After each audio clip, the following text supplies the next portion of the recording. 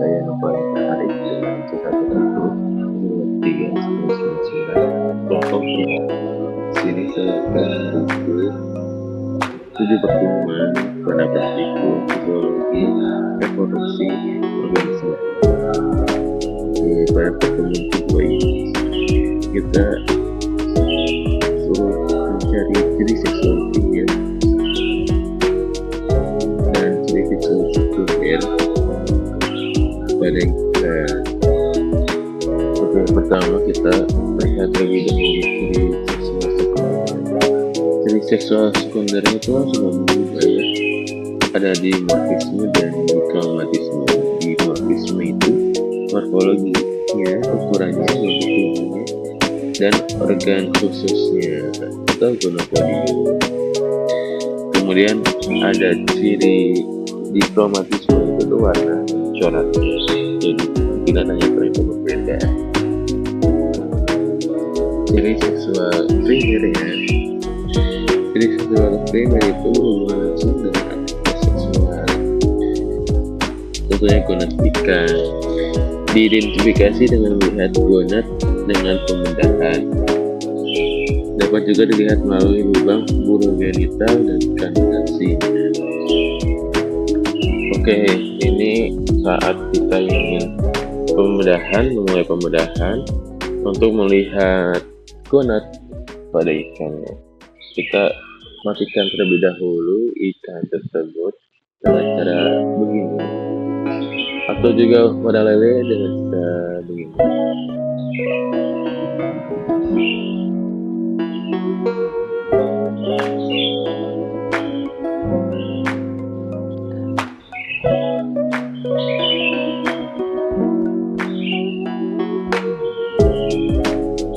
Pastikan ikannya itu mati ya teman-teman, supaya pas saat pembedahan kita tidak menyisa ikan tersebut.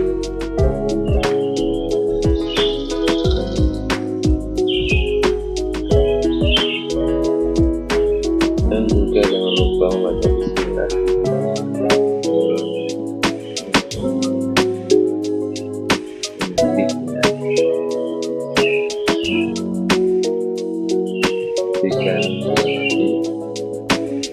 Kalau belum lanjutkan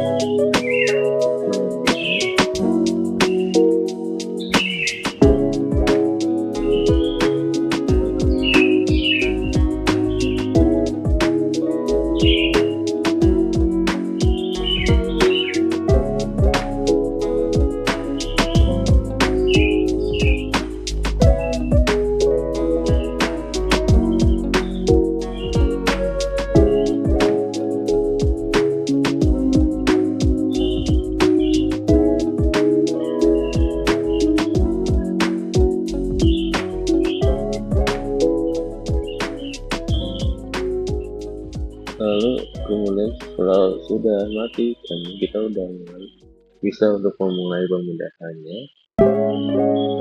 Kita melakukan pembedahannya pertama dengan menutup di bagian tengahnya dengan gunting bedah, tapi yang bagian bawahnya, bagian ke dalam tubuh ikan itu bagian kumpul, dan yang di atasnya itu yang di luar ikan itu bikin kejadian. Kenapa begitu? Supaya organ yang di dalam ikan itu tidak rusak atau tidak kenapa-kenapa karena kena bagian gunting yang tajam tersebut.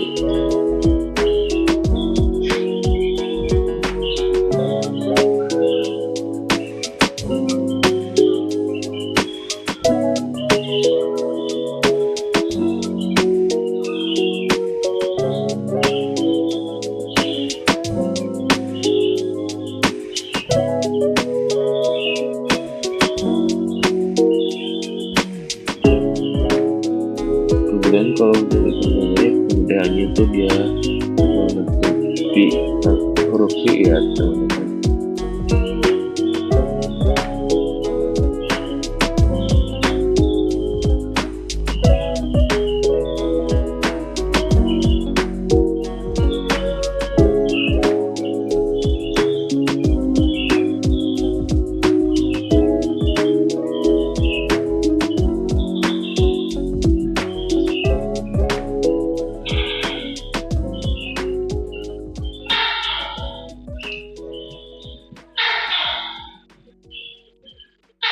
Terus jika sudah kita lakukan pengeluaran organ-organ organ perlahan-lahan, jangan sampai rusak organnya. Lalu kemudian kita bukain identifikasi bonusnya, apakah betina atau jantan. Kalau betina itu bonusnya berupa ovarium, sedangkan kalau jantan itu berupa tersebut menurut Deng et al. 2022. Oke, sekarang pertemuan 3. Pertemuan 3 ini materinya itu sama, tentang ciri seksual primer dan ciri seksual sekunder. Tapi pada pertemuan ini yang dibedakan itu kita memakai organisme akuatiknya, yaitu avertebrata. Apa sih avertebrata itu? Avertebrata itu atau invertebrata merupakan kelompok hewan yang tidak memiliki tulang belakang.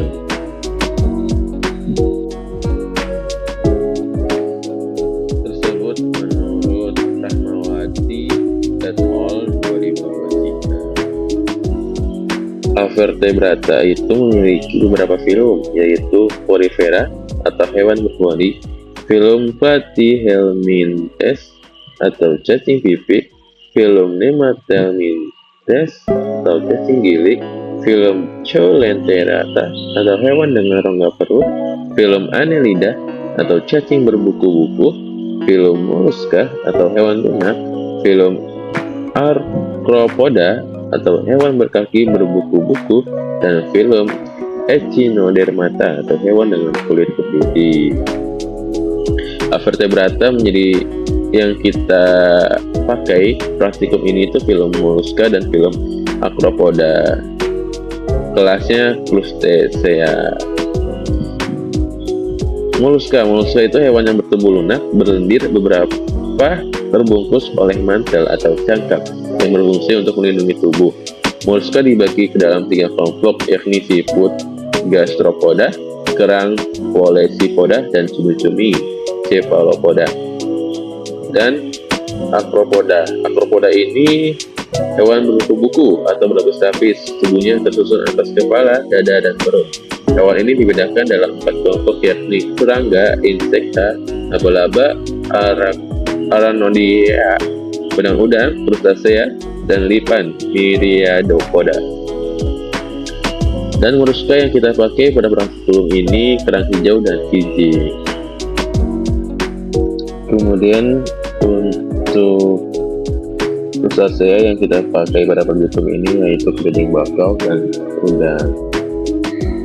Oke, ciri seksualnya pada kerang hijau itu, pada jantannya itu gonadnya itu berwarna krem atau putih, dan pada betinanya itu gonadnya biasanya berwarna merah hingga orange. Kemudian untuk kijing, jantannya ciri primernya itu warnanya insangnya putih, insangnya mengandung sperma.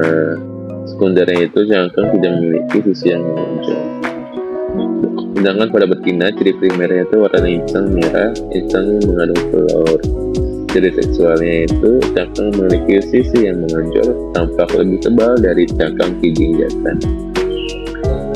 Oke, terus pada kepiting bakau, ciri primernya itu untuk jantannya, organ reproduksi terletak di bagian posterior thorax, mengandung sperma. Ciri sekundernya itu capit panjang dan ukuran hampir 2 kali napasnya. Abdomen berbentuk segitiga meruncing. Kepiting bakau betina, ciri primernya itu organ reproduksi terletak di bagian posterior thorax sama dengan jantan dan mengandung telur. Kalau yang betina, ciri seksualnya itu janggut lebih pendek, abdomennya berbentuk melebar. Kemudian udang fanami ciri primer pada jantan itu pasang testis, pasang van deferens, dan petasma. Ciri sekundernya ukuran lebih kecil dari betina. Dan untuk betina, ciri primernya sepasang ovarium, sepasang oviduct, dan cherry-chum. Ciri sekunder itu ukuran lebih besar dari jantan. Kemudian ada lobster. Lobster ukuran tubuh dan capitnya.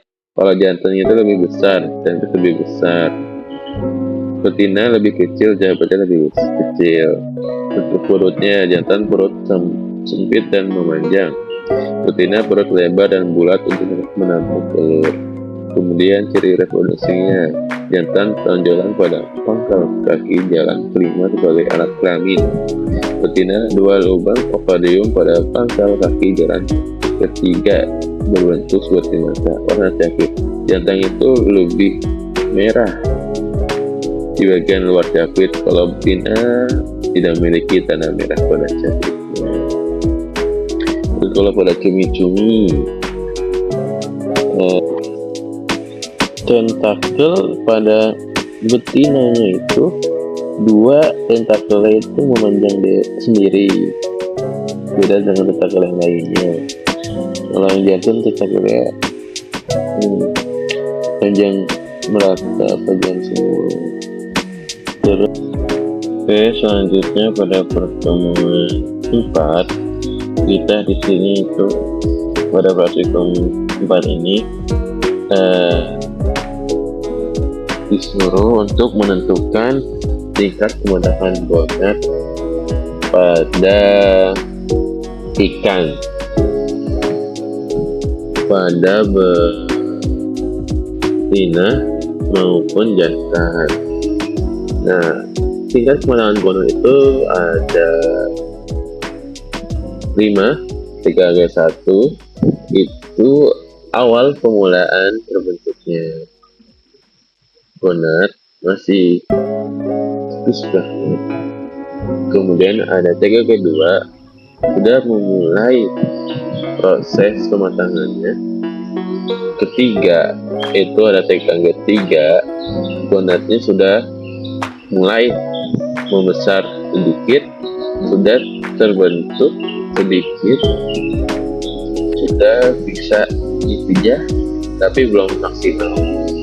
Kemudian 3G4 ini gonadnya sudah sangat-sangat matang, sudah baik untuk dipijah, dan 3G5 ini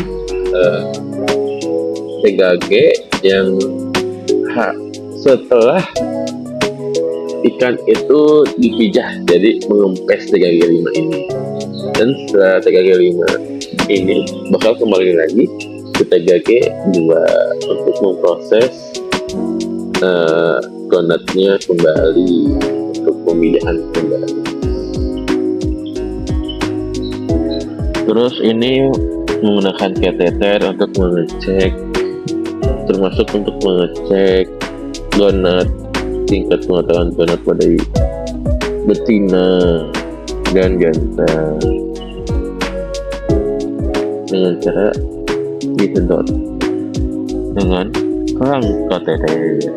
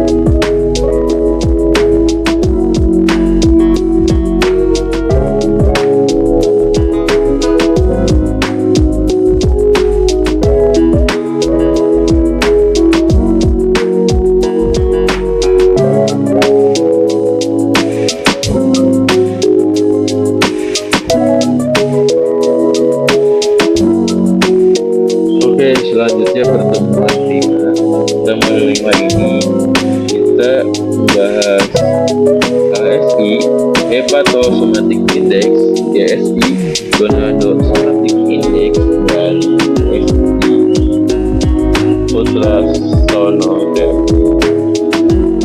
Apa HSI?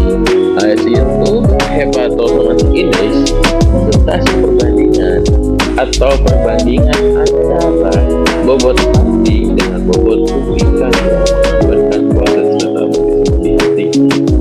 Kemudian GSI, Gonadosomatic Index, adalah stasi perbandingan atau perbandingan antara bobot gonad dengan bobot tubuh ikan yang menggambarkan TKG pada ikan. Untuk apa sih nilai HSI dan GSI? Pertama, untuk mengetahui pola pemijahan ikan. Kemudian indikator kualitas lingkungan dan kesehatan ikan. Dan untuk pengukuran tingkat pematangan gonad.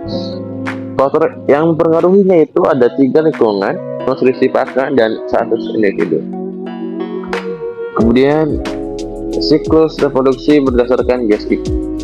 Nilai GSI itu lebih kecil daripada 20% adalah memijah sepanjang tahun. Ikan memiliki kemampuan untuk melakukan pemijahan sepanjang tahun. Kemudian kalau nilai GSI-nya lebih besar daripada 20%, pemijahannya itu 1 musim per musimnya. Ikan kelompok ini memiliki kemampuan memijah pada musim tertentu. Perhitungan HSI dan GSI. Untuk mencari nilai GSI, yaitu bobot gonad dibagi dengan bobot tubuh ikan dikali 100, hasilnya persen. Kemudian untuk nilai HSI, untuk mencari nilai HSI itu bobot hati dibagi bobot tubuh dikali 100, hasilnya juga presentasi.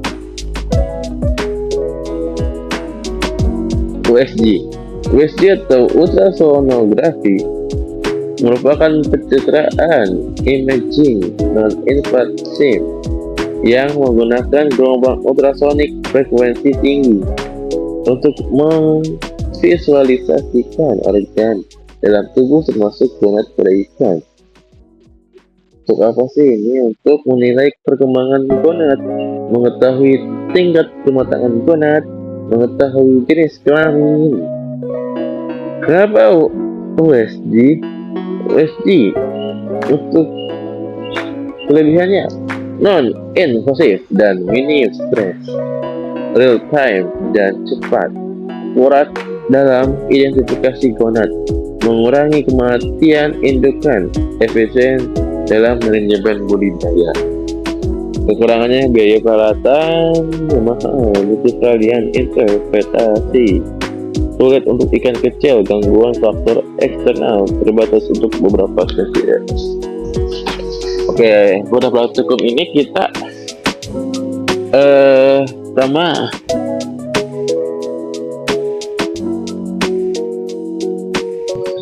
pada pertama kita tadi mengambil ikannya, kemudian ditimbang bobot tubuh ikannya.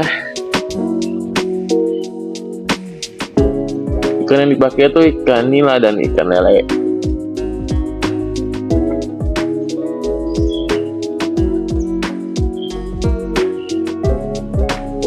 Kemudian ikannya tersebut kita USG.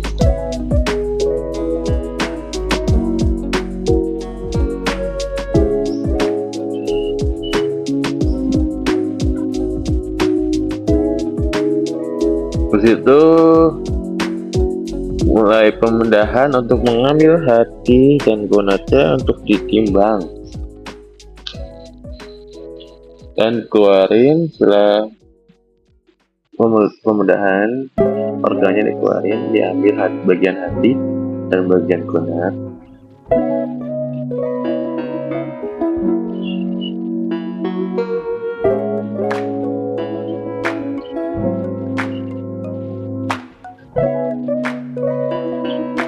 Dikeluarin gonadnya dan hatinya.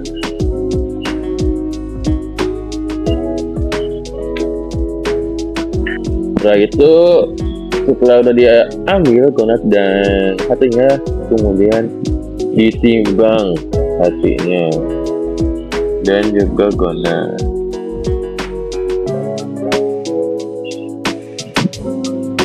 Setelah itu dihitung ya dengan rumus tadi untuk mencari HSI dan GSI.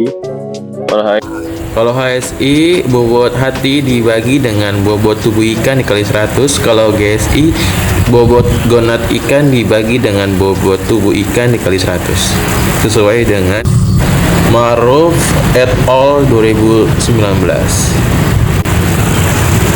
Oke, selanjutnya pertemuan 6 kita membahas sebaran diameter telur dan rekonitas. Metode yang kita pakai itu dengan mengkoleksi seluruh gonadnya dari dalam perut ikan. Kemudian contoh telur diambil dari bagian posterior, median, dan anterior. Setelah itu telur diamati di bawah mikroskop yang telah dilengkapi dengan mikrometer okuler berketelitian 0,1 mm yang telah ditera sebelumnya. Untuk menggambarkan pola distribusi diameter telur ikan, yang dilakukan adalah menentukan sebaran frekuensi diameter. Sebaran frekuensi diameter dapat dengan menentukan selang kelas, nilai tengah, dan frekuensi diameter pada tiap kelompok.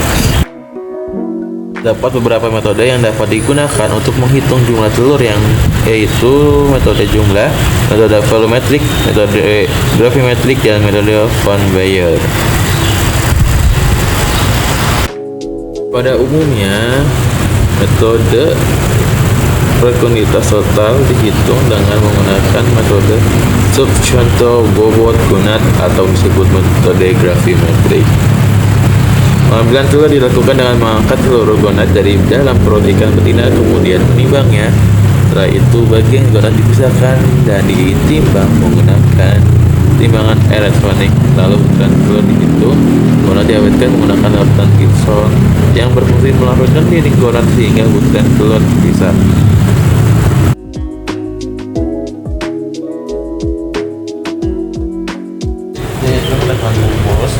Itu sebenarnya berat gonad contoh dibagi dengan berat gonad total dikali dengan jumlah telur contoh. Oke, pertama kita meng-USG terlebih dahulu perut ikan, melihat fekunitas telur ikan, dan untuk mencoba untuk keteter ikan tersebut untuk mengambil sampel beberapa telurnya.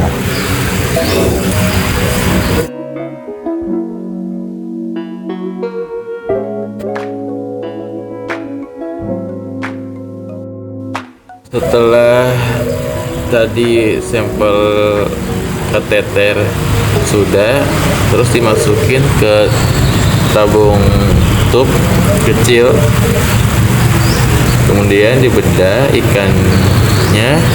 Setelah itu untuk mengambil gonadnya.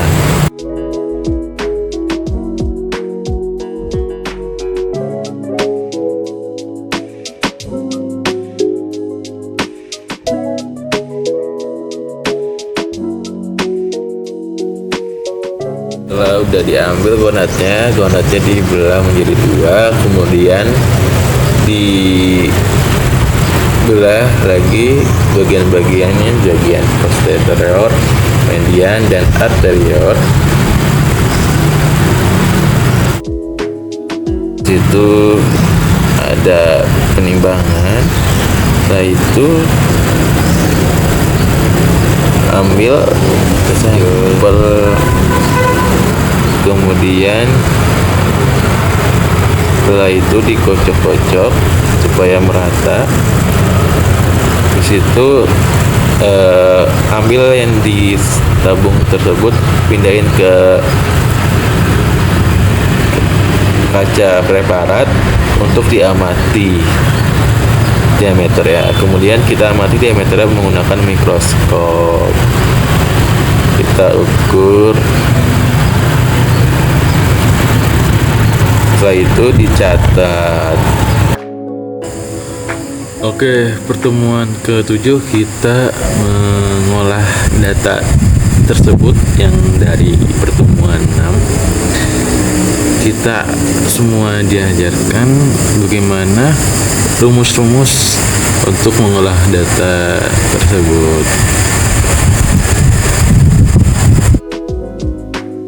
Kita disuruh mencari range, kelas, interval, batas bawah, batas atas,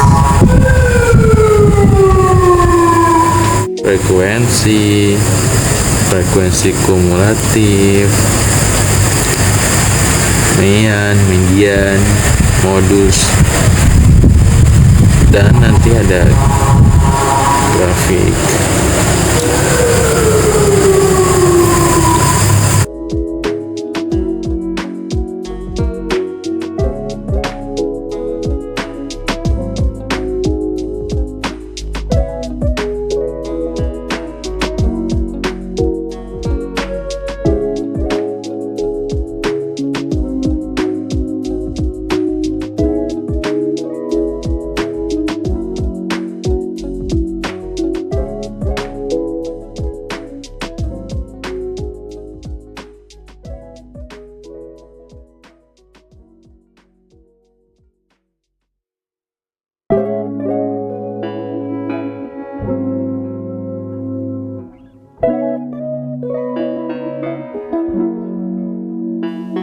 Nah, di sini kita memakai Excel atau spreadsheet untuk mencarinya, menghitungnya, mengolah datanya. Oke, pertama untuk mencari range itu dengan rumus maksimal dikurang minimalnya dari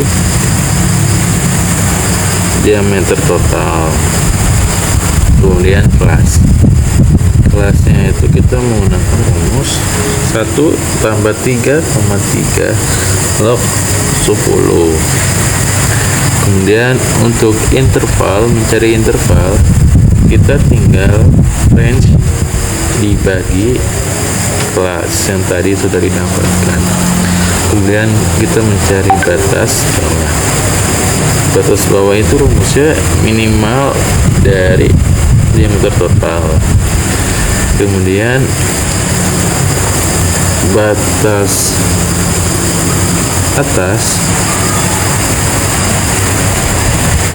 tanda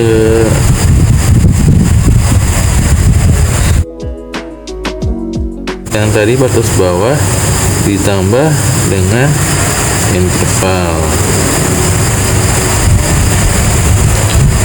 dan seterusnya.